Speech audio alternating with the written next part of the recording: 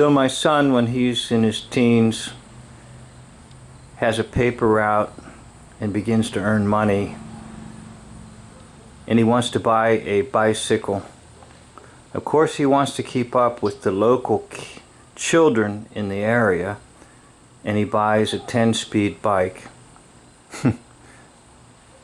Now, I was in an era where no one had even a 3-speed bike, so I tried to persuade him not to go that route and spend so much money. However, I was unsuccessful. He had the bike for several years, and then eventually he grew up, and I inherited the bike. And the bike went with me, moving from this location to another, this house to another, and always in the back of my mind was, I'm going to get that bike refurbished and ride it myself. Finally, the day occurred. I decided that I would pay a little bit of money, bring the 10-speed up to speed, and begin to ride it. So I took it to a bicycle shop for an evaluation. I made a decision to go ahead and get the bike updated. After I talked with the gentleman, I went back to my car, which you see in front of you, and I thought, oh my goodness, I think I better get a bike rack because it's just a little too much trying to squeeze that bike in the back of this Camry. So I went back in and I talked about getting a bike rack. And he said, yep, that's a good idea. I've got one that'll fit it, and so forth.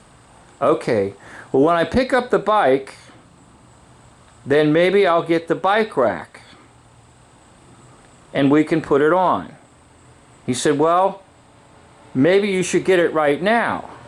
What do you mean? Well, I've got word there's a shortage of, guess what? Bike racks. There's a shortage. Oh, why is that? I inquired. Because many people are not using public transit and they're riding their bicycles. They're trying to get out and get exercise and get away from everything. So now there's a shortage of bike racks. Oh, okay. So I made a decision to buy the bike rack and have it in the trunk of my car for when the bike is repaired, upgraded, and ready to be rode, excuse me. So I want to talk about this whole idea. Everywhere I go, I hear there's a shortage. There's a shortage. And if you remember, I did a video called A Grave Situation, where I talked to a man who owned a monument company, and he was talking about shortages of the stencils for engraving in the monuments. And he's even mentioning there's now going to be a shortage of granite stone. Everywhere you turn, there's a shortage. No, there are no shortages of anything. If anything, there's been a shortage in the brain by the American public.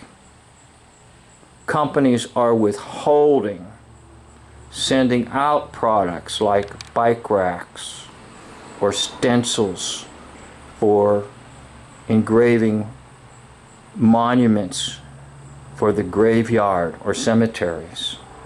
They're withholding them, stockpiling them. Why? Because they can get more money as time goes on and use this whole thing as an excuse to drive up prices. And that's the end result of all the nonsense we're seeing. It's meant to collapse the economy and then rebuild it at what? Higher prices. And in addition to that, the dollar bill that you have received for your labors is not going to have as much buying power because of inflation and the higher cost of everything. So prepare yourself, not so much for shortages, but for a shortage that occurred in the electrical system of the brains of people. The corporations know what they're doing. The controllers know what they're doing. And it's all about what? Money. The Bible says, for the love of money is the root of all evil. Now what can you do? Well, I don't want to leave you without hope. But what you can do is not put your focus on the things of this world. Put your focus on the things of heaven and the eternal things. Remember, these things like a bike rack or even a Camry car are just temporal. And although my car is nice right now today, 10, 15 years from now, it won't be so nice. It'll be in a junkyard. And the bike rack I just bought today, maybe 30 years from now, will be in a garbage can somewhere. Or maybe at a used store. I don't know. But even though I, quote, bought these, the car, and bought the bike rack, and inherited a bike from my son, they're just things.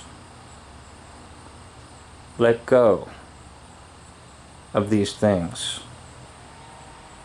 As the little hymn says, turn your eyes upon Jesus. Look full in his wonderful face. And the things of this earth will grow strangely dim in the light of his glory and grace.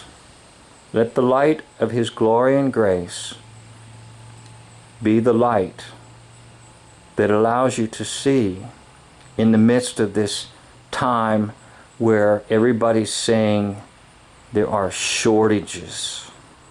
No, don't let the shortage occur in your brain. Think correctly and turn your eyes upon Jesus.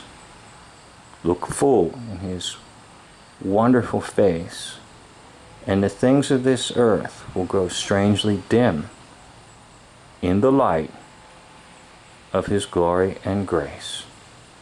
Thank you for watching this and the video.